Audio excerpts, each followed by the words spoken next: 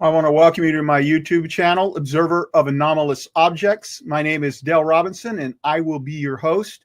You can find me on X at DaleRob62, on TikTok, Instagram, and Spotify under Observer of Anomalous Objects. We have a very special guest today, and I'm really excited. I have a man from the UK by the name of Philip Mantle. Let me just read a quick bio of him. Philip Mantle is a longstanding UFO researcher and author from the UK. He was formerly the Director of Investigations for the British UFO Research Association and was the MUFON representative for England. He is the founder of Flying Disc Press and can be contacted at philip.mantle@gmail.com, and that's all in lowercase. And so without any further ado, let me go ahead and bring Philip onto the stage. Philip, we're so happy that you're here. Is there anything that I missed that's important to you that maybe we need to add? No, I think that's fine, Dale. I mean, you know, I don't like to brag. I think you've hit the most interesting points, and we can leave it there. But thank you. Okay, well, it's awesome. I want to go ahead and give the audience kind of a teaser. Philip's book has information that has not been released to the public until now. And that will be coming a little bit later in the show. I'll give you something to anticipate, something to get excited about. Philip, for those who are unfamiliar with this case, with the PASCAGOULA case, can you go ahead and walk us through what happened on that October night in 1973? Yeah, October the 11th, 1973. Charles Hickson, age 42. Calvin Parker, 18, almost 19. Calvin and Charlie's families grew up together. Calvin wasn't from Pascagoula. He lived in another place, you know, a couple of 100 miles away. But he was getting married in November, and he wanted a regular job. He was working all the hours that God sent. So his father said, well, why don't you ring Charlie up? He's a foreman in the shipyard. Might be able to get you a job. So he did. Charlie says, yeah, we're hiring. He got him a job.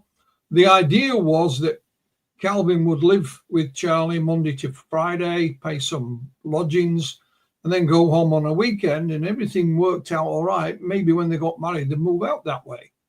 So October the 11th, 1973 was Calvin's first day at work in Walker's shipyard. He was a welder. Everything went fine that day. He didn't know the area. He hadn't lived there. He got a brand new car. So he's driving home at night, taking back to Charlie's, and both guys loved fishing.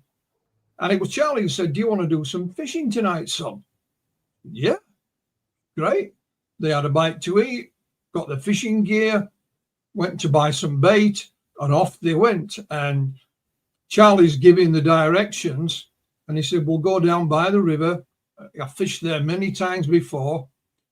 And so they drive in, they pass a car that's parked up. They come to a no entry sign, and Charlie says, just ignore it. Don't worry. Calvin wasn't sure about that, but he took his friend's advice. They parked up. They tried one fishing spot, but they were infested with bugs. So they moved to another, which was an old pier from a little abandoned shipyard. So they're sitting on the edge of the pier with their rods in the water, and some blue lights came from behind them and went out across the water. Calvin thought, I knew we shouldn't have ignored that no entry sign. It's the police. We're going to spend the night in jail for trespassing. So both gentlemen looked round expecting to see a police car, but it wasn't. They saw this large football-shaped object descending with two lights on one end. It stopped about 18 inches, 2 feet above the ground, about 30 or 40 feet away from them. Then this opening appeared and this intense light came out. They had to shield their eyes. And out of this opening came 3 bulky-looking humanoid creatures, again, who never touched the ground. They seemed to hover across towards them. They were described as humanoid, but the head, no neck. They had pointed protrusions out of the side of the head and one out the front. They had pincer or mitten-like hands. Their legs never moved. They were stuck together. And they were described as having grey, wrinkly skin. They described it as like elephant skin. 2 got hold of Charlie.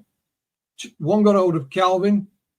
And they took them towards this thing in through the opening. Charlie went to the right, Calvin to the left. Calvin said he was placed on a transparent table that was at an angle. And this creature, he called the big ugly creature, stood to one side. And an item came out of the ceiling, about the size of a deck of cards, stopped in front of his face, went around his head a few times, and he could hear this clicking noise. And then it went back up where it had gone. There was no wires or nothing. And then Calvin heard a noise behind him. I mean, they were frozen, these two guys. They couldn't move. The only thing he could move was his eyes. And from behind him, another creature appeared who looked pretty much human. It was a female. And the only real difference was that she had long, thin fingers. She opened Calvin's mouth, put her fingers in, and it hurt. And he heard a message in his head saying, you know, we're not going to hurt you. I'm cutting a long story very short here. They removed his lower clothing. They inserted something in his foot. Calvin said it, and it hurt. Then he was redressed, placed back outside on the pier. Charlie, he said he was suspended. So he doesn't remember any bed or any table. He was just suspended in midair. And from the wall in front of him came an object that he said it looked like a big eye, about the size of a basketball. And that went around him that way, north to south a couple of times, back in. And that was it. He was placed back outside. He stumbled a little bit. His legs were a bit wobbly. And he said Calvin was stood on the pier with his arms out in front of him. And Charlie said he got hold of him. Said, you all right? You all right, son? And this thing was whoosh and gone. And both guys were absolutely terrified. And they chatted about what was the best course of action. And to begin with, they said, we're not going to tell anybody. Excuse me. They'll think we're nuts. So they're going back to Calvin's car. Remember, I said Calvin had got a brand new car. And it was a Rambler Hornet. And when they got to the car, the passenger window, which was the one nearest to them, had been shattered. So when they opened the door, all the glass fell out. Calvin said it took him about 20 attempts to get it started, and he'd never had any problems with it. So they set off the intention of going back to Charlie's. And Charlie had a change of heart. He says, we've got to tell somebody, son.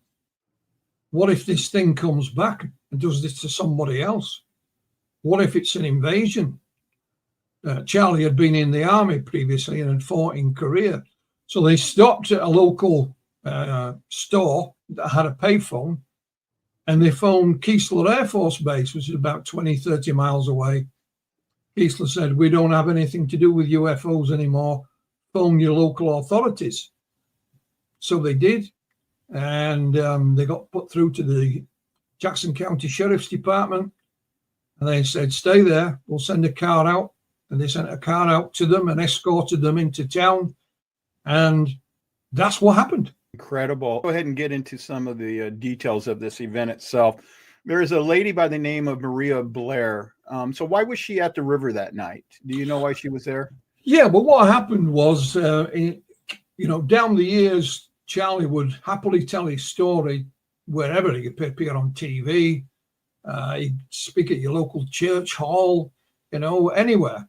Calvin, on the other hand, wanted nothing to do with it. He only appeared occasionally at Charlie's, behest.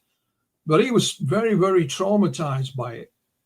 And Charlie wrote his own book, UFO Contact at Pascagoula.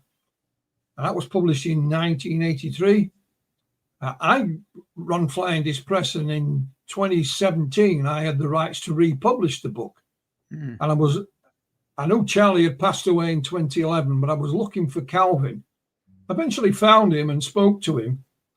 And after a couple of chats, Calvin had never told his story in full. And so he agreed on the principle that he could write the book himself. It wouldn't be changed. Nothing would be altered. So when that came out, he got a bit of local publicity, and a lady stepped forward online. Calvin had been interviewed by a local journalist, and she made a little documentary while she was doing it. Somebody had put that documentary on YouTube, and I was reading the comments underneath it, and one young lady said, "My mum and dad were on the opposite side of the river that night. They too saw the UFO." So that really caught my attention. So I managed to find her, and her mum and dad were Jerry and Maria Blair, and they agreed to speak to us. And I was the first to speak to Jerry and Maria. And later, my colleague, Dr. Irina Scott, took over the conversation. What they told us was that Jerry worked out in the oil fields. He worked offshore, and he was waiting for his boss that night. The little boat that they used to get out there was there, but his boss hadn't arrived. So he wasn't in the best of moods. He thought, I'll get some sleep in the car. We're waiting. And while they're waiting, Maria said, down the river came this blue light, this blue thing. It came down the river, stopped opposite them, seemed to be either looking for something or was lost. Now, Maria knew the area. She said, we knew there's no airport there. There's no helicopters there. It's just, And then they decided to put Jerry's clothes on the boat. Bear in mind, it's dark now. So they're walking along the pier. And Maria said there was a huge splash in the water next to her. And up out of the water came this grey man. And he literally stood nose to nose with her. And it went back in the water and didn't resurface. So this was about 9 o'clock-ish. She ran up to the boat and threw Jerry's items on the boat. And then she had to go back down the pier to get back to the car. Now, when she got back to the car, she says it was around about 12 o'clock. Where it should have, and she was very emotional when she was talking about this. And I said, why are you so emotional? She said, well, I could see something out of my periphery vision, and it just bothered her. So she met Calvin. The town, one of the charities in the town, raised some money to put a historical marker near to where the incident happened. They had official unveiling. The mayor came, and Maria and Jerry came along, and they were interviewed by the local media, but they never said anything about this grey man, just about seeing the blue light. And, we obviously discussed this with them. My colleague, Dr. Scott, kept in touch with them. Then Jerry took ill, seriously ill, and he was in hospital. And he insisted that his wife call me on the mobile phone, and from his hospital bed. And he said, Mr. Mantle, I lied. I too saw the humanoid. That was his word. I saw what my wife saw. Anyway, he had a little operation which was successful, but ultimately it was only a stopgap. He was terminally ill. So he said to his wife, Maria, I've got something to tell you. We too were abducted that night. And he told her about these creatures that were exactly the same as Calvin and Charlie had seen. And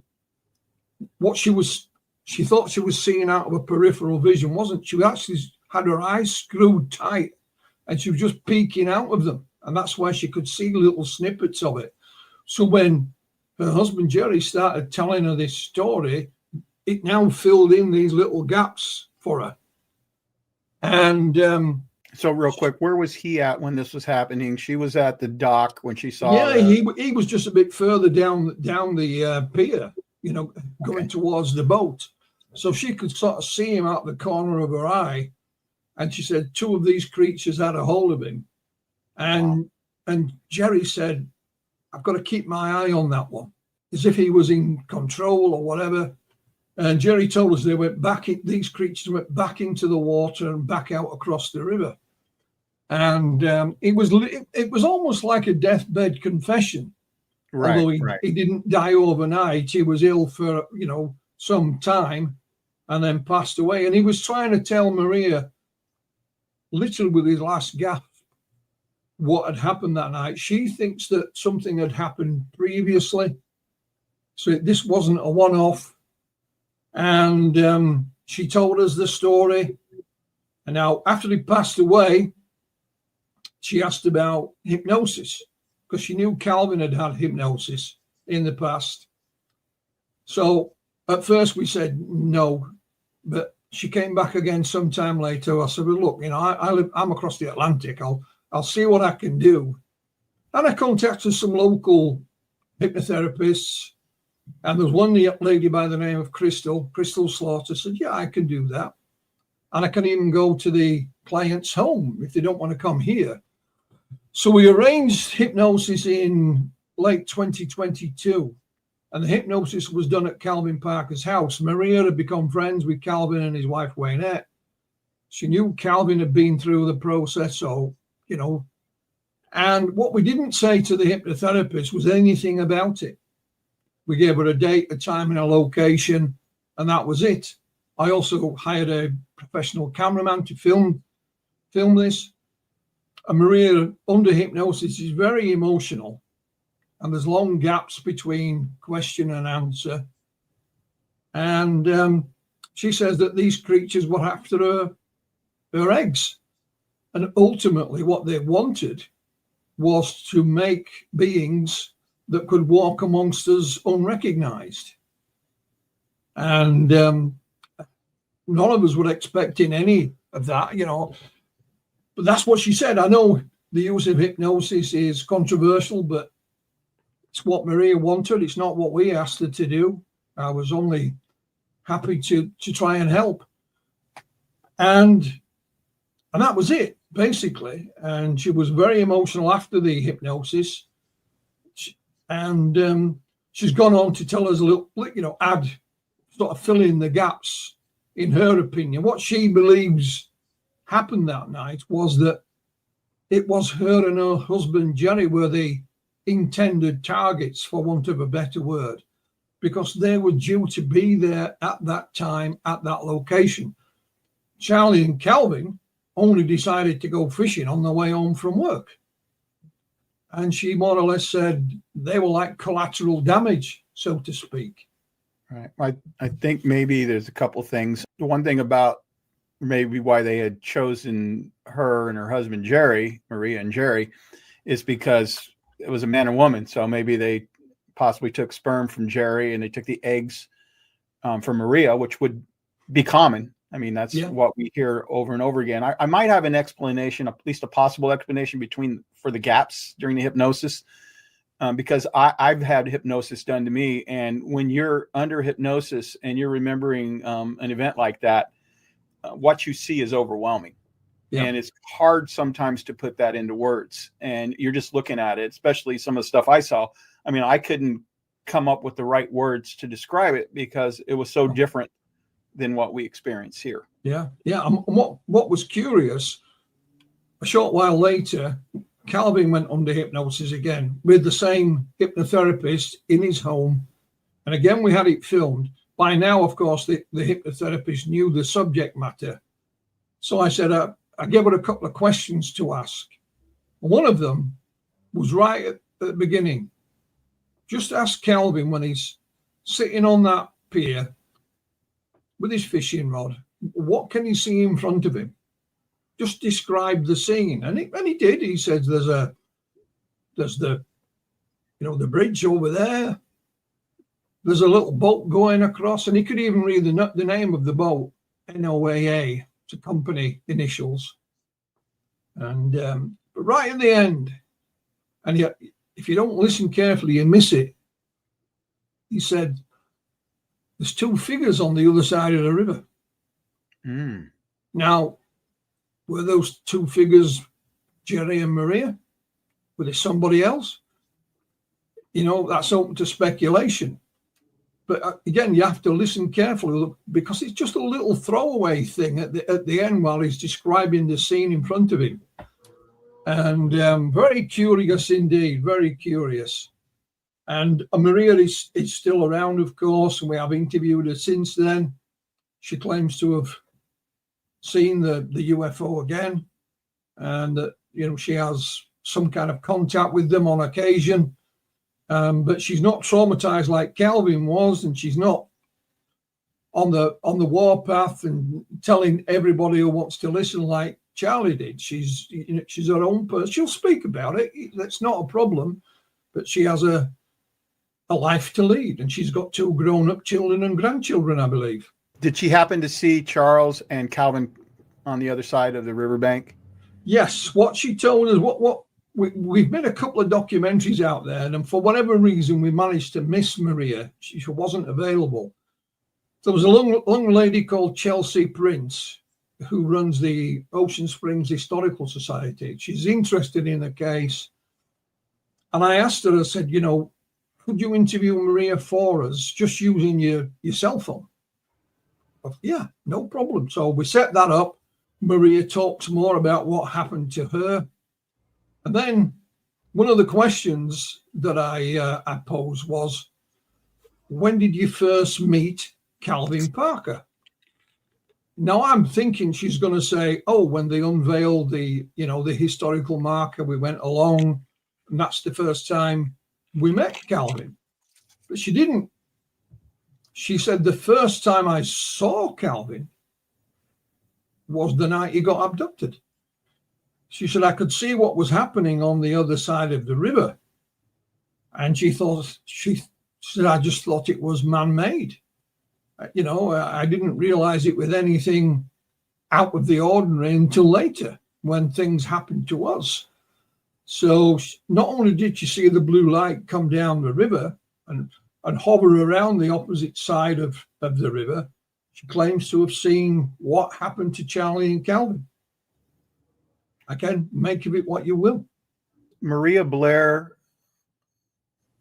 a witness, an abductee, or both? And I'm guessing you're probably going to say both. Yes. Because she, you just answered, I guess, the eyewitness part. She eyewitnessed what was going on. She didn't realize, though, it was an abduction. Is that what you're saying? Yeah, she just assumed it was something men were doing on the other side of the river. She's only a young woman herself. They hadn't been married that long. So how old was she? I think she was 21, I think. Oh, wow. But they hadn't been, they were a young married couple. And she asked Jerry, why did you keep all this from me? He said, I'm just trying to protect you. That's all I was trying to do. I'm just trying to protect you. And even though he was ill, she said, she really gave him what for. You've got some talking to do, mister. You better tell me what happened. And he did. He did his best.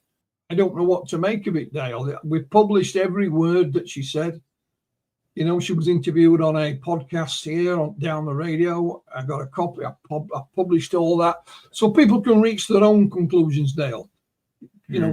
Maria's not been wanting to go on television. She would have agreed to the interview, but the documentary we made, she just wasn't available. She has her own responsibilities. But she's not out there hunting it either. She's not looking for money or anything like that. And you can either believe her or believe her not. Yeah, I think that's with a lot of experiencers. That's the hardest thing about being an experiencer is so often it happens alone. In this case, there were multiple witnesses, but it's just one of those things that the credibility of the person telling the story is so important, because if they're not credible, then you can dismiss them. But if they are credible, if they're, people that don't make up stories, that are, not in trouble, they've got a good reputation in the community, that's a little bit harder to dismiss someone like that. Yeah. And of course, Maria and Jerry didn't step forward. They didn't, I had their daughter, it was their youngest daughter actually, wrote that little piece on YouTube. What is interesting about that, Dale, she wrote, my mum and, not exact words, but words to the effect, my mum and dad were on the opposite side of the river that night, and they too saw the UFO. But then she added a little bit at the end, but they were not abducted. So I asked Maria about that. So, well, we told our children about seeing the blue lights and things like that, but that's, all we told them. They didn't mention this grey man or the humanoid, and it wasn't until Jerry took ill that he revealed more. And so it was, and had she not written that, we maybe never have spoken to Jerry and Maria. Right. Because somebody said, oh, it's people stepping forward wanting their 15 minutes of fame. Well, I'm afraid on this occasion that's not correct. Right. It was just by chance that I read it. Yeah, it's interesting because I think back then it was okay to say you saw a blue light or you saw lights in the sky, but to go the next step and say you were abducted, then people start looking at you strange. And they. Yeah. Well, I spoke to one gentleman. He'd witnessed something a couple of nights later, and I asked him about this. He said, I saw Charlie and Calvin story covered on 2 different TV channels. He said one took it fairly seriously, the other one just wanted to make fools of them. Right. So he said there was no way was I going to contact any member of the media, because I didn't know whether I'd be taken seriously or be made fun of. So he said it wasn't a risk worth taking. And of course, there were other witnesses in the area. We had a gentleman driving over the bridge, Mr. Anderson. And he said, I was there with my wife. We've been out for the night. And he said, as I'm driving over the bridge, it goes over the river. He said, I can see this blue thing. And as he went across, he said it dropped down actually below him. And he thought, whatever this thing is, it's so low, it's going to crash. And of course, the area that he's looking at from the bridge is roughly where Charlie and Calvin were fishing. And the next day, he went to visit an aunt who lived down by the river. And he said, before I could say anything, she said to me, you never guess what I saw last night. Then we had a Mr. Lee, a Mr. Lewis Lee. And again, this was a man who didn't step forward.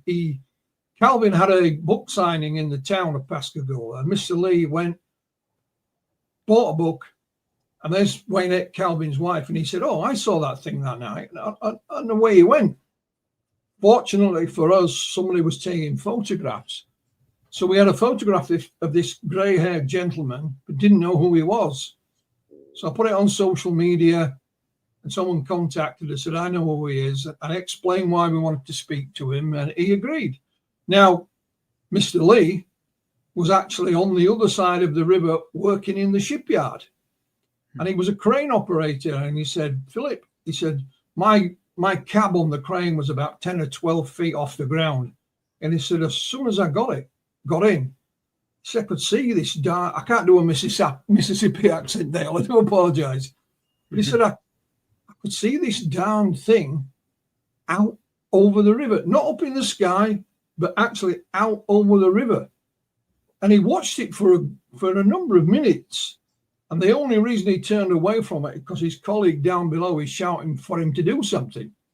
And from their vantage point, I don't think they could see it. He said, and then when I turned back, it was gone. So I said to Mr. Lee, did you report it to anyone? He said, well, I told my family. He said, but Philip, this is 1973. There are no Ghostbusters to phone, And he's right. If you think about it, back in 1973, I was 15.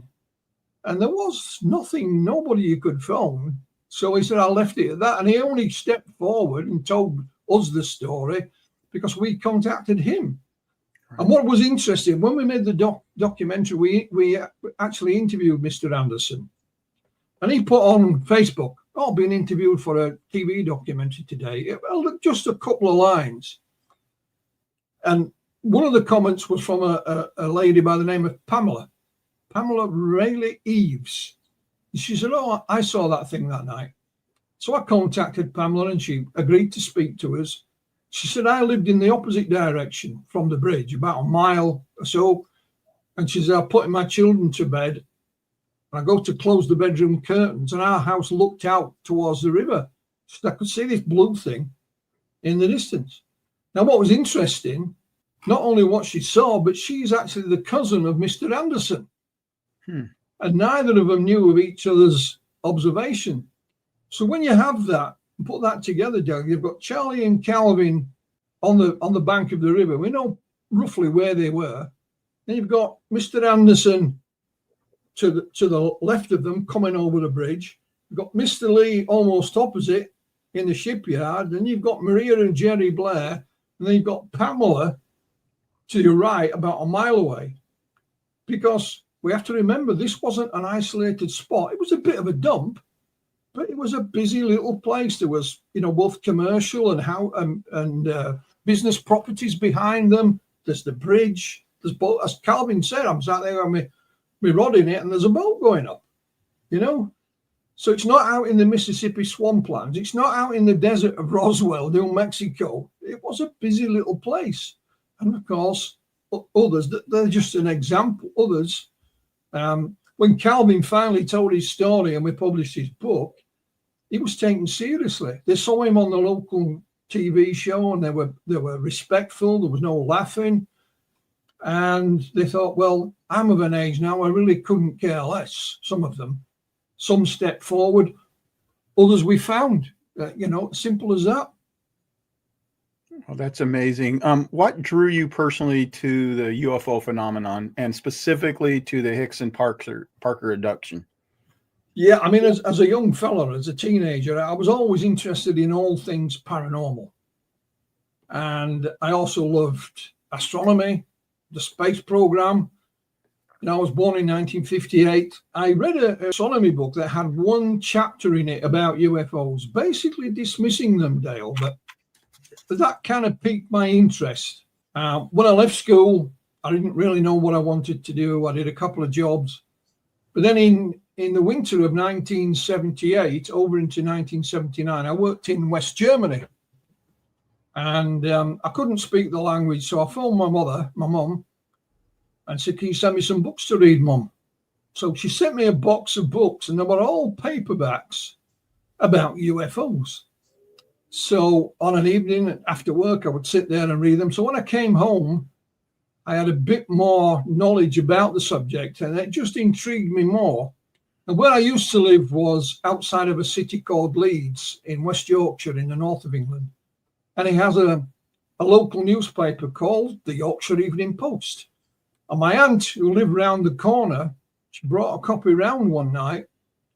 There was a little advertisement for the formation of the Yorkshire UFO Society coming up that Sunday. So I didn't drive then. That Sunday, I got a bus, went into the city of Leeds, found this location, and the Yorkshire UFO Society was set up by two brothers, Graham and Mark Birdsall. And that was great. There was a table full of books, which was amazing. I paid my membership there and then. I think it was about £2, $3 for the year. And I was hooked, Dale. That was it. And as for the Parker and Hickson case, I read about it in the 1980s in a magazine. And what intrigued me wasn't what happened to them or what they saw. It was these creatures, these bulky looking, wrinkled creatures. And we didn't have the technology then that we have now. And I've never been able to find a description of those creatures anywhere else in the literature other than at Pascagoula in 1973. And it was just the image of them. There was an artist's impression of what they looked like. And it just kind of stuck in my head. And when I was You mentioned in the introduction, I was part of the British UFO Research Association. I was also their conference organizer. We organized some quite large events. One year we tried to get Charlie Hickson over. For whatever reason, it didn't happen. And of course, when I started flying this press, I realized I didn't have a copy of Charlie Hickson's book that he wrote with William Mendez, UFO Contact to Pascagoula. And you could get a copy online, but there were few and far between, and they cost an absolute fortune. But nonetheless, I bought a copy, and then I got the rights to republish it. And my intention of looking for Calvin Parker was just to get an interview and maybe put it as the back of the book as an update. It led to many other things. And that's how it all started for me. Wow. How long did the Charles Hickson and Calvin Parker abduction last? Good question. I mean, neither Calvin nor Charlie wore watches. Even up until he died, Calvin never wore a watch. So I asked him why. He said, well, we worked in, heavy industry, construction. A watch would get in the way, get broke, get damaged. I said, fair enough, I understand. Charlie said watches didn't work on him. He said they would go wrong. He says that. I've seen him on a TV show saying that. And that was before the abduction, which is sometimes maybe that's indicative of the fact that maybe he'd been taken before, because that's an experience or phenomena. Yeah. Well, what Charlie and William Mendez did, they tried to track back from when they phoned the police department. And I meant to mention, Dale, the sheriff was a chap called Sheriff Fred Diamond. The dispatcher on the call that night was Mick Diamond, was Sheriff Diamond's son. So he was a police officer, but he was on the dispatch that night. Sheriff has passed away, but Mick was still alive, and he's still alive. And we contacted him for a quote. And he said just on the telephone that night, he took at least 50 calls of UFOs, including Charlie and Calvin's, of course. And then he said, when I finished work, I went back to the station. There were people there in person reporting it. So it gives you some idea of what was happening. Even the sheriff, 2 nights later, had his own sighting. We found that in one of the newspaper cuttings. So, like I say, Charlie and his co-author, William Mendez, tried to track back to see how long, because they had no idea. I mean, absolutely no idea. What happened was when they went into town, and this is on a TV documentary, near the sheriff's office was the local newspaper office. And Charlie went up and knocked on the window. There was 2 ladies in there cleaning the office. They believed he wanted to speak to a journalist to tell him the story, but Calvin said, no, we were just looking to find out what time it was, because they literally had no idea. It seems brief. It seems 30, 40 minutes. Okay. Somewhere along that line, but not a long time at all. And that's probably a little different than Maria and Jerry's, because didn't you say that it was like 9 o'clock and then before she knew it, it was 12 o'clock? Yeah, absolutely. Yeah. So that one was closer to 3 hours and stuff, probably more detailed than what they did with Charles and Calvin as well. What did the craft look like? Well, we call it in the US, you call it a football, the American football, oval shape. We call it a rugby ball shape. Oh, so it's more oval than football, like we would understand it. It had 2 lights on this end, and then the opening that was on the other end. And what is interesting is, even because when Charlie and Calvin went to the sheriff's department, they were interviewed separately. And we have one of those interviews, we have the audio of it. Then they were placed in a room together and left alone, and were recorded in secret. That's become known as the secret tape. Was that normal policy for the police to do that?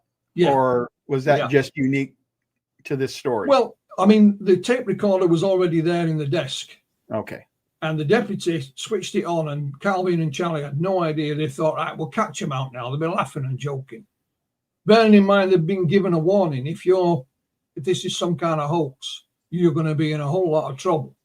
Right. And of course, on the secret tape, they weren't. And one of the things they even mentioned on that was this opening.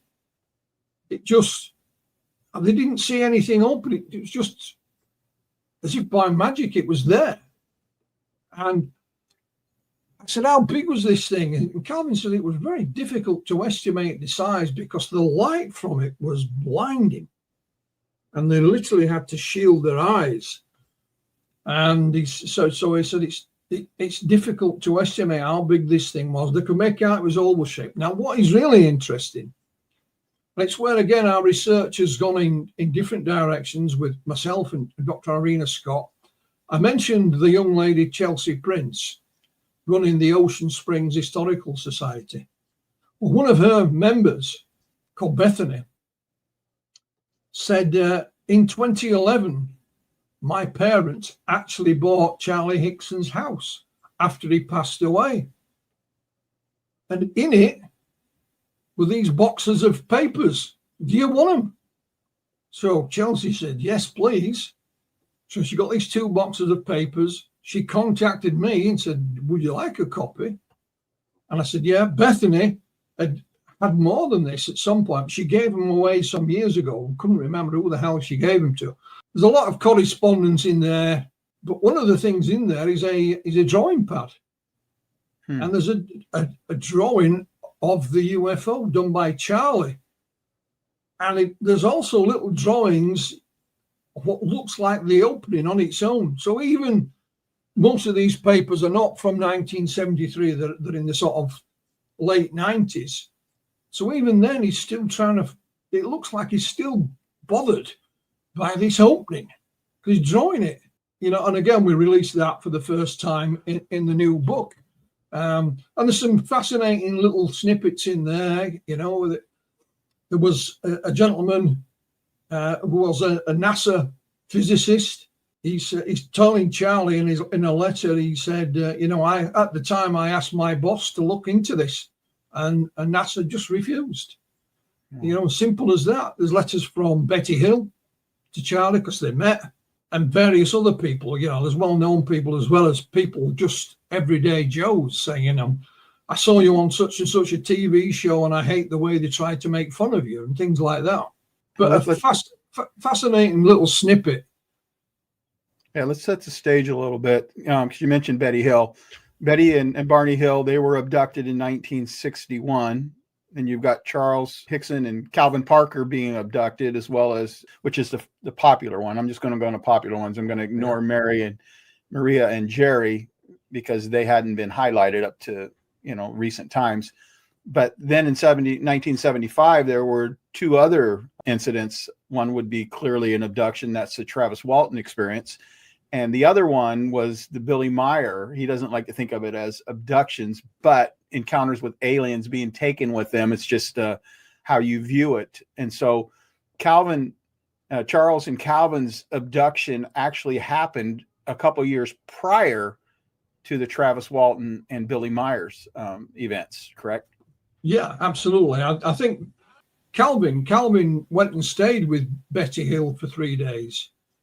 And I said, well, why did you do that? He said, I thought she might be able to help. And he said, in the end, what happened to her and her husband was different to what happened to me and Charlie. And, Charlie had gone to see Betty and we've got to photograph them together. I kept asking Calvin, why haven't you got a picture of you? He said, well, nobody had a camera, Philip. He looked at me as if it was a stupid question to ask. It's one of the things I insisted on once his book came out. Wherever he went, make sure you take photographs. Because we've got not just a verbal record, we've got a visual record as well. And he did that. So it was interesting. He said, I went to meet Betty. He met her at a TV studio, although he wasn't going on TV. He met her there.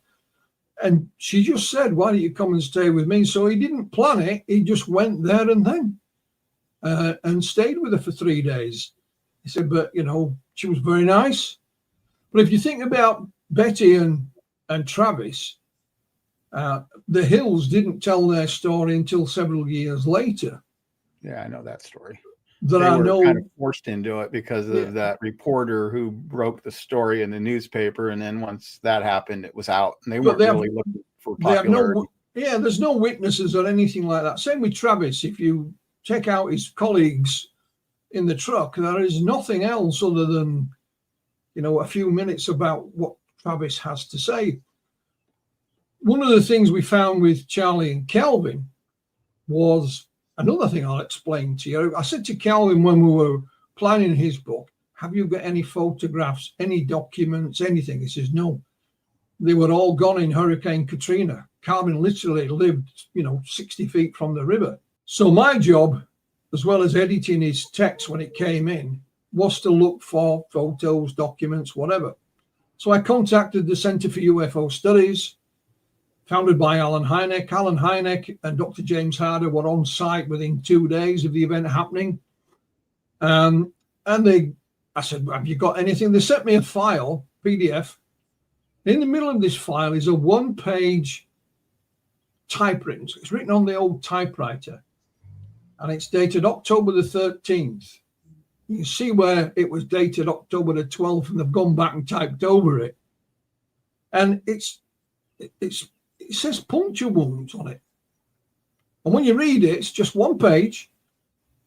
It says that Charlie and Calvin stripped down to their underwear, and they were checked over, and there were, in inverted commas, puncture wounds in Charlie's forearm, in Calvin's foot. And it mentions some photographs, but there were no photographs. So I said to Calvin, who gave you the once over? Who did this? He said, it was Dr. Harder. He wasn't a medical doctor. I think it was doctor of engineering or some such thing, but he gave him the once over. So we assumed it's him that wrote this piece. About a year or so later, the same gentleman at the Center for UFO Studies emailed me and said, Philip, I've been going through some files today. I wasn't looking for this. I assume you've got them anyway, but here you go. And it was the photographs to accompany that letter. So you see Charlie's forearm with these little marks on it and Calvin's foot. Now, when you go back and go over Charlie's encounter about how he recounts it, he said these creatures got hold of him and he felt a prick on his forearm. Calvin, when he says he's laid on this table, they stuck something in his foot. They took his lower clothing off and his shoes and socks, and they stuck something in his foot, and it hurt. So you have them describing this, then you have a written letter describing this 2 days after it, and then we have the foot. Now, these are not, laser-guided incisions. They're just minor injuries, but nonetheless, they are there. All right. And they are in the places where Charlie and Calvin said they felt something stick in them. Right. And I was absolutely stunned when I got these. I thought, I won't use the words that I said to myself, but it was, oh boy. And just more pieces to the puzzle is what you're talking about. Let's also bring back up the lady. I had a question for you about that, the female alien. Was she a female alien from the species that took them with the pincers and everything? The aliens with the gray elephant type skin, or was this a different type of alien? No, Calvin said she looked pretty much human. Human, okay. So this is another species. But he talks about a mask. Mm-hmm. And I said, well, describe it to me. And this is Calvin's way of thinking. He said, well, if you saw this lady in a bar, you'd buy her a drink.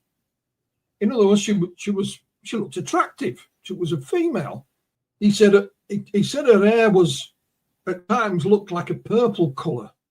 He wasn't sure that was the original color. He believed it was because the lights. He said that the light was coming out of the paintwork on the walls. This intense light, and he thinks her hair was more of a lighter color. But once the light went through it changed how it looked. And she wore a blue one-piece, suit. And he said you would not have noticed any difference apart from the fingers, where the middle fingers were long and thin. And that's what she put. She said she put my chin down, which opened my mouth, and was able to put her finger in. It was so long she could go up into my nasal cavity, and he said it made me choke. And that's when he got the message in his head. You know, we're not going to hurt you. So it was telepathy then that they. Yeah, well, call it that. Yeah, call it that. Yeah. Okay, because that was my next question: is how did they communicate? And so she communicated through what could have been telepathy. That's what a lot of people might call that. You know, in your head. Here's I think an important question, and I'm guessing I know the answer to it, but what's your conclusion about the truthfulness of Hickson and Parker's claims? Well, me personally, I can't find anything that would detract from their statements. You know, both men were affected in different ways. Charlie felt that this was important, that the world should know about it, that these beings were going to help mankind in some way. Calvin, on the other hand, was traumatized by the event. Within a couple of weeks, he was in hospital, you know, shaking. I mean, literally said one night I started shaking. I just couldn't stop. And his brother, Ricky, took him to the hospital. And he wanted to get away from it. I've often described Calvin a bit like the TV series The Hulk that was out in the 1980s. You know, the Hulk used to change, and they were chased by a journalist, and they moved from town to town. Calvin did that in real life with his wife and children. He even used a false name at one point, and he said, the boss called me in one day and fired me. And I said, what am I being fired for? I said, well, your name doesn't go with your social security number. What a lot of people are not aware of it, about just short of a year after the event, Calvin even joined the Marine Corps. And he spent 9 months in the Marine Corps before he was given an honorable discharge. And in the new book, PASCAGOULA Uncovered, I have all of his military records published in there for the first time. We're coming to that. Yeah, so he just wanted to get away, and he, you know, that was to the extent he would join. I mean, I think the Vietnam War was still going in 1973, although it was coming to an end. Of course, he could have ended up there. So I said, "Why did you get kicked out of the Marine Corps?" But he told me the story. He said, "Well, one of the other recruits got a bit, you know, mouthy, so." Calvin basically had a fight with him and punched his lights out, because Calvin was a tough guy. Mm-hmm. And he says, then we had a journalist find out where I was and contacted me there. So he said, I went and told my commanding officer what had happened. And they said, look, no worries, we'll give you an honorable discharge and you can be on your way. So, and I have all his military records there for everyone to see. Did Calvin or Charles, either one, have any other encounters that they are aware of? Absolutely. Charlie became what we'd probably call a contactee. He had, on occasion, messages that he believed from whoever was controlling these beings. And the message was that, you know, we're going to help mankind, and Charlie would be part of it. Calvin had another encounter in 1993, and he was under hypnosis with Bud Hopkins about that. And after Calvin passed away, I found a self-made video interview that Calvin had done, and he talks about another encounter in 1992. And he'd never told me anything about that. I found it quite by accident. Of course, during our research, we found that Charlie had also been under hypnosis with Bud Hopkins in the 1980s, a few years apart. And we have the tapes of that. We have Calvin under hypnosis with Bud Hopkins in 1993. We have the tapes of that.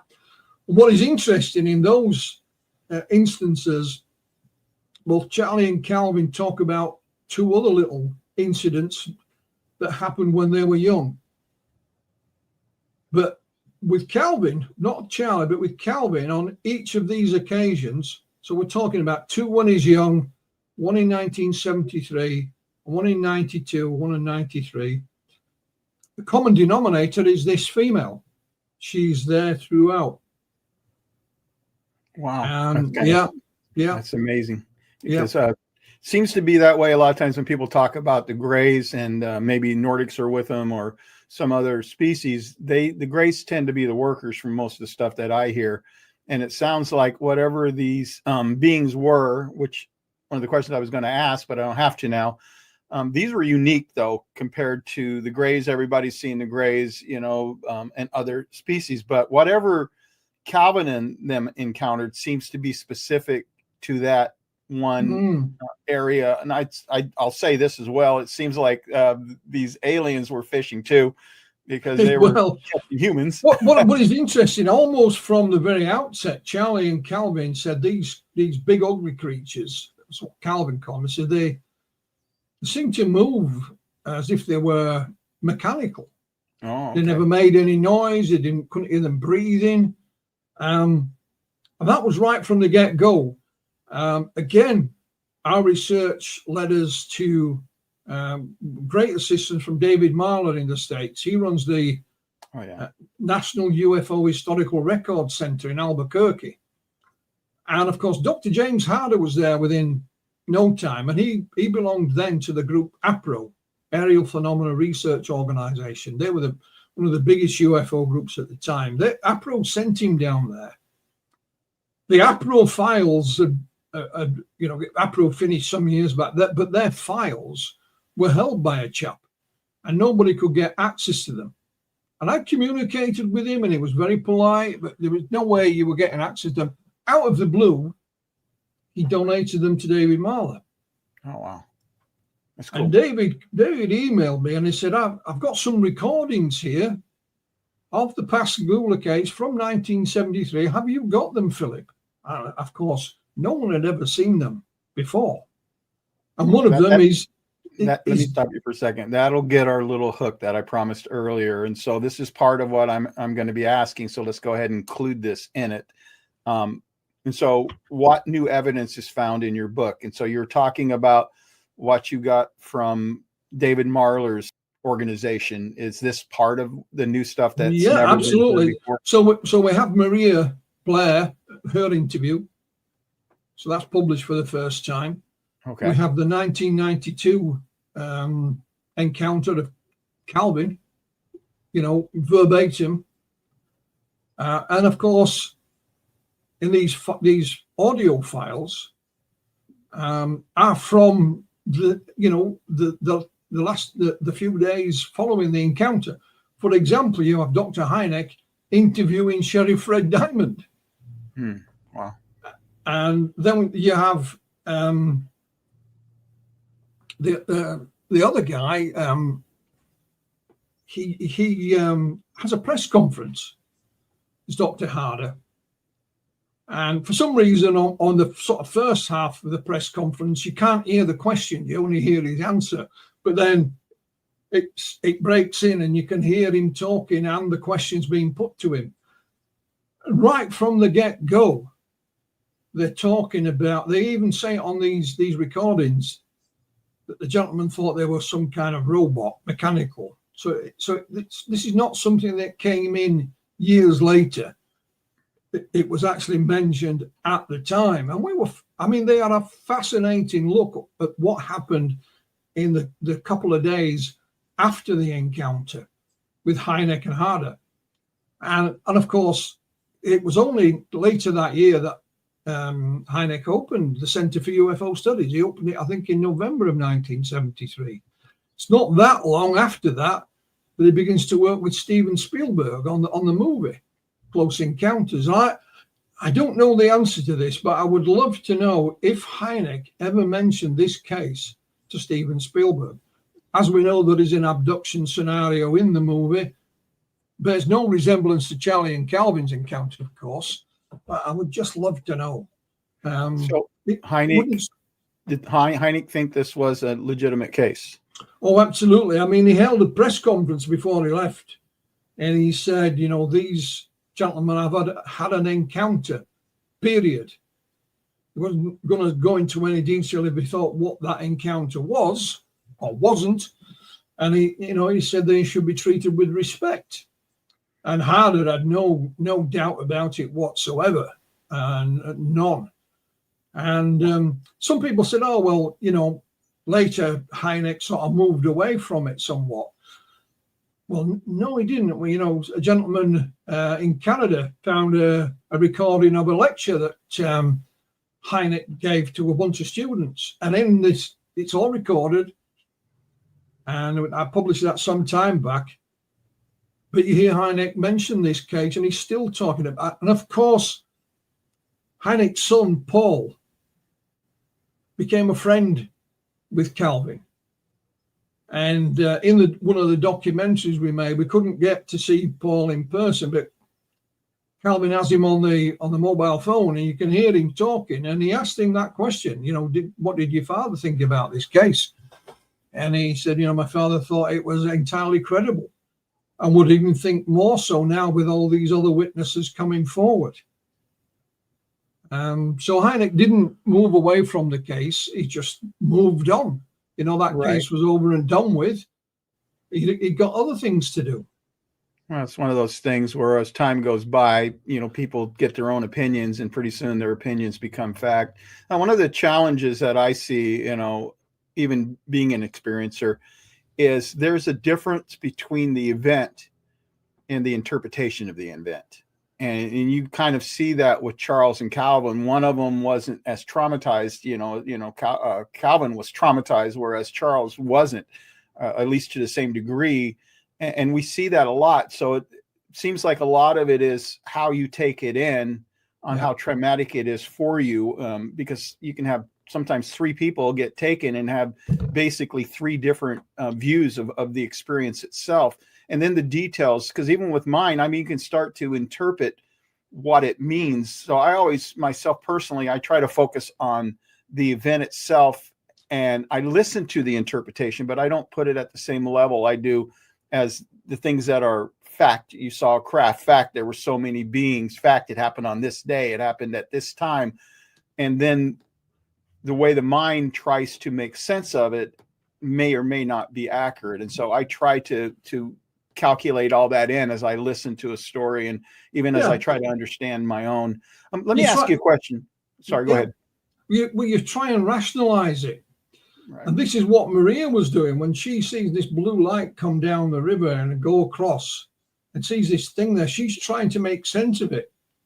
And her rationalization said to her, this must be it's men doing this. You know, she had no interest or knowledge about UFOs or science fiction or anything like that. So her way of rationalizing it at the time was it's men. Then, of course, the story came out, and she saw Charlie and Calvin, I don't know if it was on the TV or in the newspapers, and thought, oh boy, that's what we saw. You know, and she kept her mouth shut because her husband told her to, you know. But she tried to rationalize it. She tried to make sense of it first. It was only later she couldn't. Right. What inspired the title Pascagoula Uncovered, and what makes this investigation different than earlier ones? Well, this is the third of the books. The first one I co-authored with Dr. Irina Scott was called Beyond Reasonable Doubt. And we got that simply by me watching a courtroom drama one night on TV. And they were saying we have to prove beyond a reasonable doubt that he's innocent or guilty. And I emailed, we had a working title for the book, Irina and I emailed her that quote. And she said, yeah, that's it. Because in there, there's the full story, there's our research, there's photos, some of which we've mentioned tonight. The next book was all of the hypnosis tapes. Every single one, I transcribed them all. And they're all in there. And actually on the audio book, there are some of the original audio recordings of the hypnosis. So you can listen to Charlie and Calvin telling the story while under hypnosis. Others have been narrated. And I thought that was it. You know, Calvin was, you know, seriously ill. We knew he was going to die. But there were still some unanswered questions. So I literally spoke to him 2 or 3 days before he passed away. Calvin and I became very good friends. We'd speak regularly on Skype and on email and so on. Not always about this stuff. We'd talk about what he'd done that day. You know, he still loved to fish. But there were some unanswered questions, and I was able to answer some of those. And then I found this encounter from 1992 that nobody knew about. I mean, nobody. I even asked his wife, Wynette, after he passed away, and she hadn't got a clue. And I sent her a copy of the book, by the way, and she hasn't said anything, so it must be okay. And so it was, and then we've had the audio and the files from the lost in inverted commas APRO files. I mean, one of the things that hit the headlines at the time was Charlie had a polygraph in late, I think it was late October, early November. Now, the arch debunker at the time, of course, was the late Philip Class. And he tried to make out that the guy who had done the polygraph wasn't qualified to do it. And he came from New Orleans. And his argument was, well, why didn't they use some local guys? And I have Philip Class's whole file on Pascagoula. And he actually interviewed the guy who put Charlie through the polygraph. It was called Scott Glasgow. And when you look through the file, he's not trying to do any research. He's just trying to find some muck to throw, you know. The reason they use a chap from New Orleans and not local is that the two local ones refused to do it. The first one said, I'm not getting involved in anything to do with UFOs, full stop. The other one said, we only give a polygraph to people who have been, accused of a crime. Well, they hadn't. No, they haven't been arrested. And what it was, they'd been given the use of the shipbuilder's lawyer. They didn't need him, but they've been given, their boss said, you can use him. He was called Mike Kalingo. And it just so happened he knew a company in New Orleans that did polygraphs. And they would send someone, and they would do it for free as well. And he was quite skeptical of Scott Glasgow. He put Charlie under the polygraph 3 times. And 3 times he passed it. So we closed that. And what happened during lockdown, when the COVID pandemic was, I found the name of the company that Scott Glasgow worked for. Can't remember it off the top of my head, but it was still open. It was still going. So I contacted them. I actually, the old-fashioned way, I wrote a letter.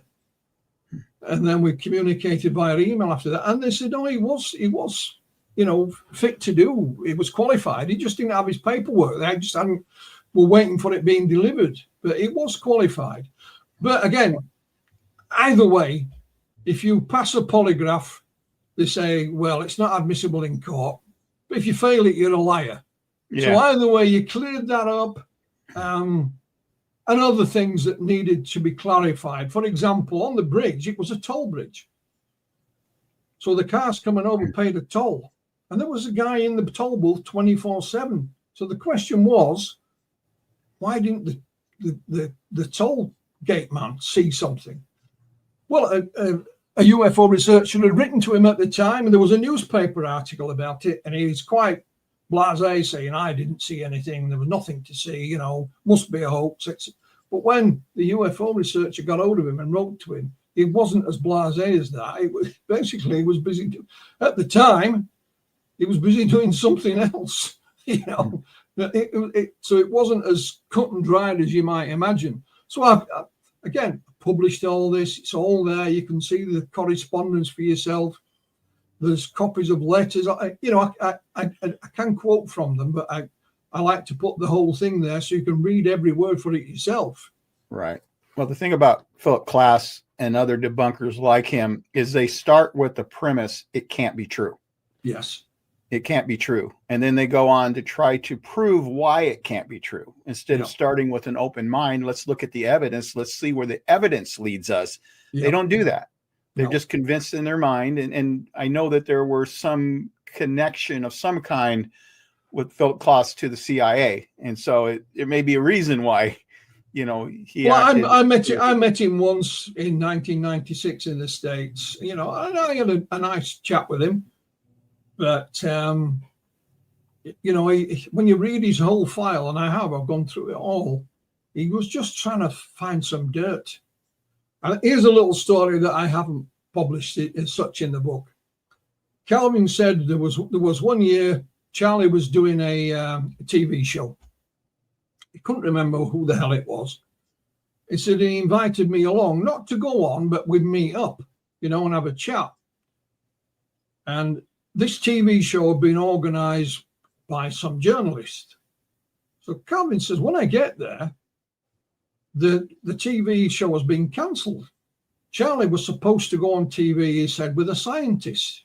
It had got, you know, cancelled. So the journalist is trying to calm things down. He said, we'll go over the road and we'll have a bite to eat. He says, this fella comes along, you know, there's Charlie, and Calvin's calling him a scientist. And they sit down at the table, and it turns out this scientist, in inverted commas, refused to go on TV with Charlie. So Calvin said, why? He said, because he's lying. Now, it wasn't a scientist, it was Philip Glass. Oh. So yeah. Calvin, being the tough guy that he was, said, well, if you're calling him a liar, you're calling me a liar. And again, he said, if you call me a liar again, I'll punch you lights out. Simple. He said, I don't care if you don't believe me. That's up to you. You call me a liar, you're going to be in trouble. So Calvin said, we went home with no dinner that night, you know, but that was Philip Glass. Calvin thought he was some kind of scientist, but he wasn't, of course. Calvin didn't know him from Adam. But he said, Philip, he said, I'm not bothered if people don't believe me, but accuse me of lying. That's a different matter, you know. And that was his one and only encounter with Mr. Glass. Well, probably good for Mr. Glass. Let me move on to another question. Why do you think most abductees are returned to the exact location they were taken from or close to it? What, in your research, is there any reason that makes sense to you? No, it's not something I've looked at, or, you know, it's just one of those things.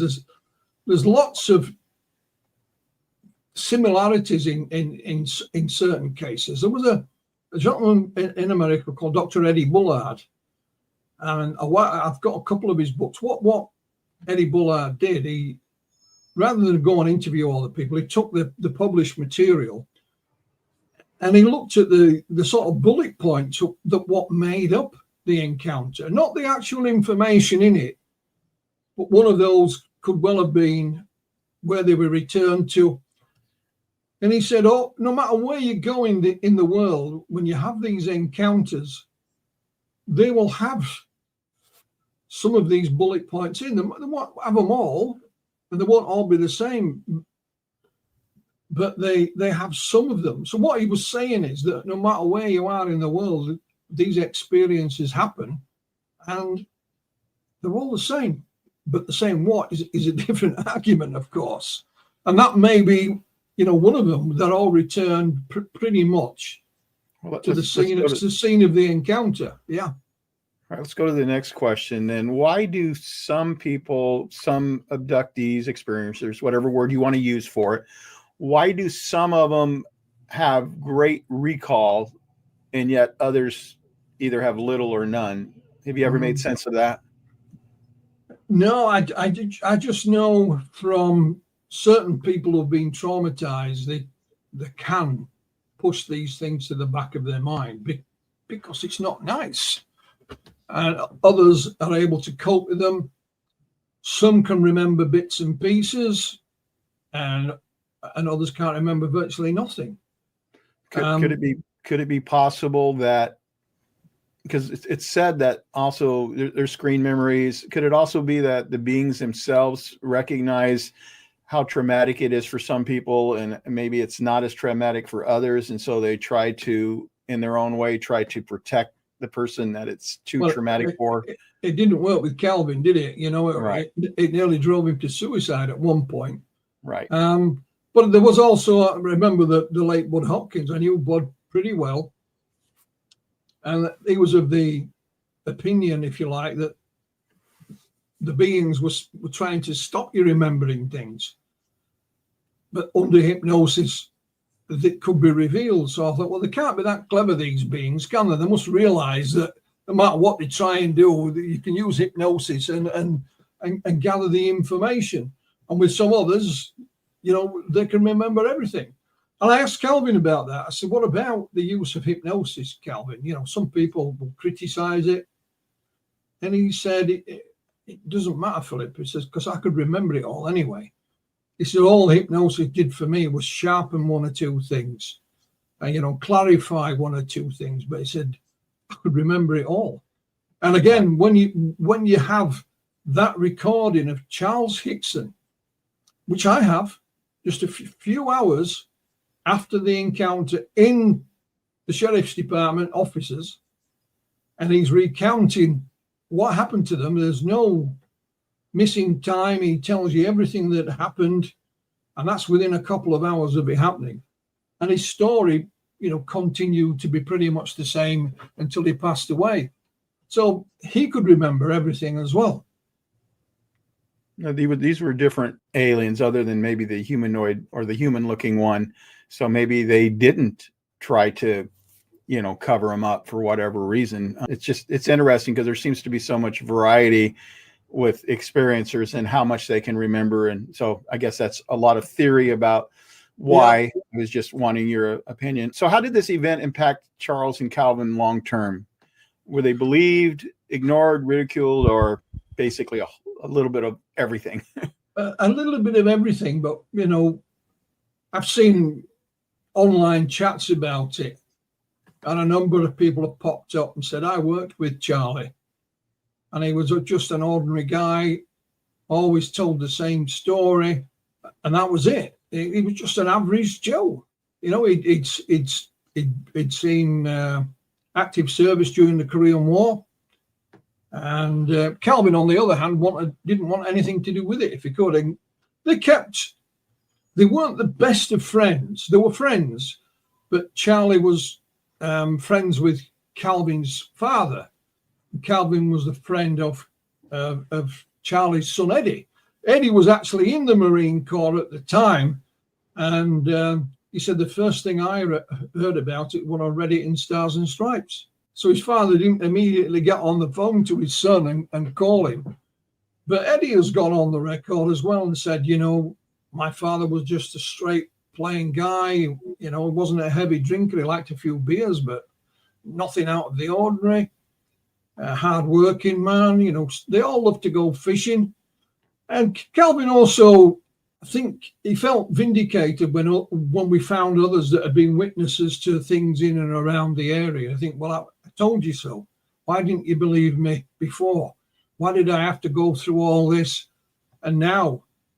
But I said, well, better late than never, Calvin. And he felt vindicated. And he had a little sense of humor about it as well, because there was a local fishing thing in the town, and people would donate things. And Calvin donated a night fishing with him on the river. Oh, wow. That'd be pretty cool.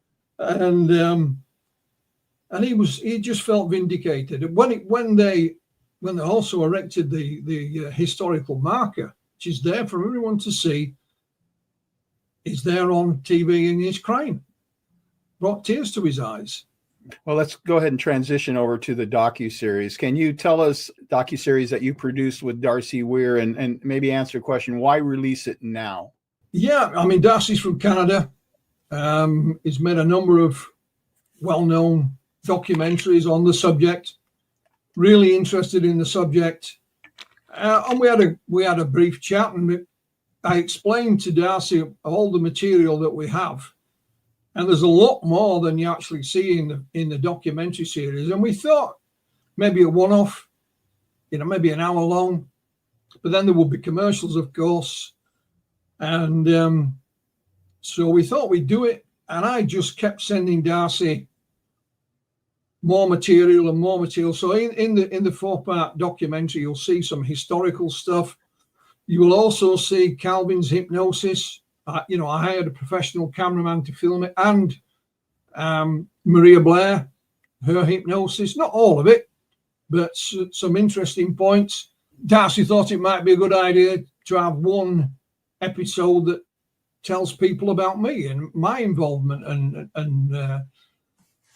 it was up to Darcy when we released it, and he was ready to go. So I said, well, why not? Let's go for it. It's called PASCAGOULA 73. It's available on Amazon Prime. So if you're an Amazon Prime subscriber, it's free to watch.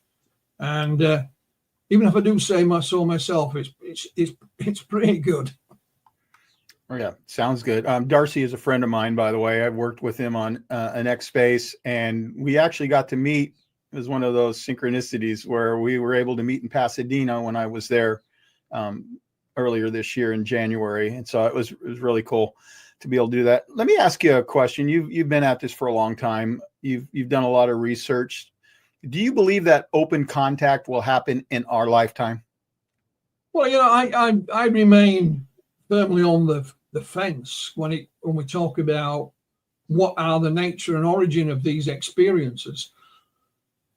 What I know from my own involvement is that people do have these encounters. What they are, I have no idea. I mean, I've traveled, up and down the UK, speaking to people, one-on-one. There was a time when there wasn't this technology, of course. You either spoke to them on the phone, or you used to put a letter in the post, or you get in the car and go and speak to them. And I did that. And people from all different walks of life, literally. And I have no idea, Dale, what is happening to these people. You say the encounters. Let me just stop you for a second. You're not sure what to make of them. Are you talking about whether they're alien, whether they're interdimensional, whether they're possibly time travelers? Is that what you mean, or do you mean something else? No, that's exactly what I mean. Back in 1994, I co-authored my first book. It's called Without Consent. And I wrote it with a journalist colleague of mine called Carl Negatus. Sadly, Carl's no longer with us. And what we did in there was I would literally travel up and down the country interviewing people. We said at the end, these things happen, but even the people who had these experiences weren't sure what had happened. So I posed a question to them, not me, not Carl. So what do you think is the nature and origin of your experience? What the hell happened? Some were convinced that these were beings from another world. There were a few thought it was some kind of spiritual experience. One thought it was something military. And the others said, I don't know, Philip. That's why I thought you might be able to tell me. So even the experiences, the abductees, call them what you will, had their own ideas or not, as the case may be. And I thought to myself, well, if even they don't know, how the hell can I figure it out? So the way I looked at this as a research thing, Dale, was let's publish what we can, and hopefully it will add to the jigsaw puzzle, and maybe someday it may have already happened, but hopefully it will help the study of these experiences. I think what you just described is what we talked about earlier, and that is the interpretation. Yeah. It's not the event itself. It's like the interpretation of who the beings are, where they're from, and whether they're spiritual, whether they're not. And that's the part that I go, we've got to kind of look at that differently and realize that that's somebody's opinion on absolutely. what it is. That's their interpretation of it. I'll give you this as an example. Like I said, I used to be a conference organizer. And one year we had, our main speaker was Whitley Strieber. And Willie put on a terrific presentation, and then there was a question and answer session at the end. And somebody said to him, are we making any progress? Are we finding out more? And Whitley's forgotten this. I told him about it. He can't remember it, but he said, we're learning to ask better questions. And I thought that was very profound. And I think as we progress, we are learning we're learning more about the subject, about the topic. We're learning to ask better questions. So it's not as black and white. Like like the Pascagoula case, for years it was just Charlie and Calvin. That was it. Just by chance, the research done by Dr. Irina Scott and myself, it's expanded to involve all these other people in and around the area, including another abduction, but lots of other sightings and things going off. There was another missing time case that a lady we interviewed. So what I'm trying to say is, of this case, we asked those better questions, and we were very fortunate to find a lot of answers. So I think with the phenomenon as a whole, that is a way forward. Yeah, that's pretty amazing. Now, as we get ready to close this podcast down, what is the lesson, in your opinion, of the Pascagoula abduction case? What kind of lesson can we pull from this event? You've studied it inside and out. You've now written 3 books on it. So what's the lesson? What's the takeaway from it? Well, I think, when we wrote the first book, we called it Beyond Reasonable Doubt. And Dr. Irina Scott and I firmly believe, and it's not just this case, it may be other cases as well, but we believe that with the information that we had and all the witnesses and everything else, if we took that into a court, not that we get him, but if we take it into a court, we could prove not that they were abducted by aliens, but that something quite extraordinary happened on that night, and maybe even surrounding nights as well, because there's other things that took place. And we could prove that, So here is the proof. People will say, I'll prove it. Here you go. It's all here in this one case. Here is the proof that something, I'm not saying they've been abducted by aliens. You can reach your own conclusions, but even the skeptics moved their own goalpost because Philip Klass said it was a hoax.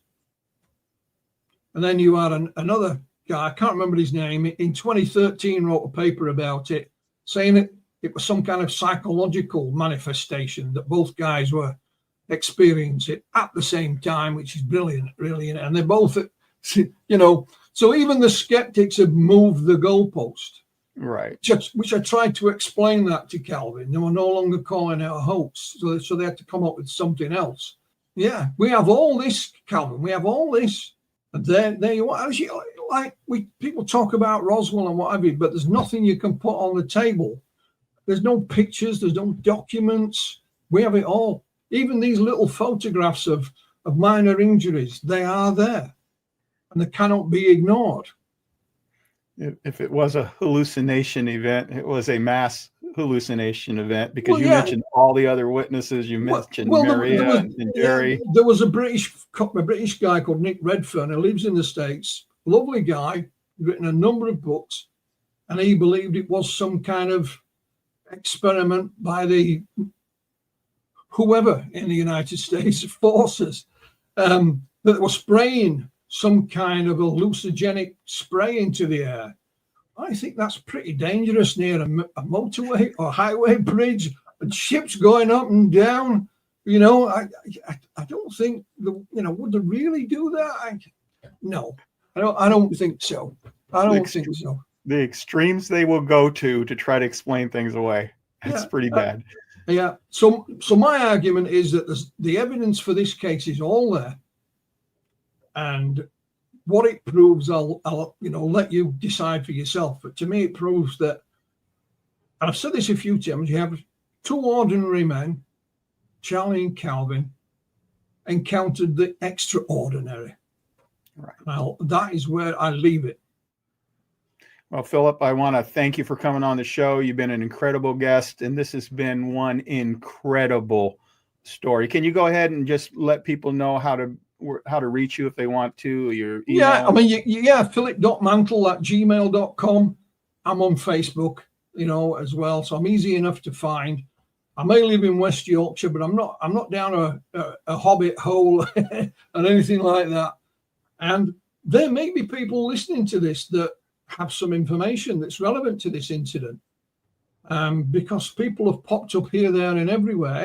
And if there are, please get in touch. We can speak in a confidential manner if required. some people may have some documents. They may have corresponded with Charlie. I remember written him a letter, and they've kept it all these years. And yeah, because a lot of this stuff that we found was just gathering dust. The recordings from the APRO files have never been heard anywhere before. So I can't produce the recordings, but I've got the transcripts of them. You can read it for yourself. All right. So more pieces of the puzzle may be out there, or more pieces to the story. Well, anyway. we have to remember Bethany and her boxes of documents that belonged to Charlie Hickson. She had more than that, and she gave them away, but she can't remember who she gave them to. So they are lying around as well somewhere, maybe. Yeah, and you have the copies of them anyway, right? I have copies of the ones she handed over, yes, but there is more to be found. Oh, wow. So somebody out there has those. Yes. They do. All right. Well, thank you, Philip, so much for coming on the podcast. I'm going to close it out now. Well, I want to thank everyone for watching this podcast. Just want to remind you, if you enjoyed it, and I sure hope you did, that go ahead and subscribe to this channel. Go ahead and hit the bell. That way you'll get notifications for the next video that's going to be coming out. In fact, my next video will be of Ivan Hanel. He's Lou Elizondo's lawyer, and that should be a really, really good interview. But once again, thank you so much.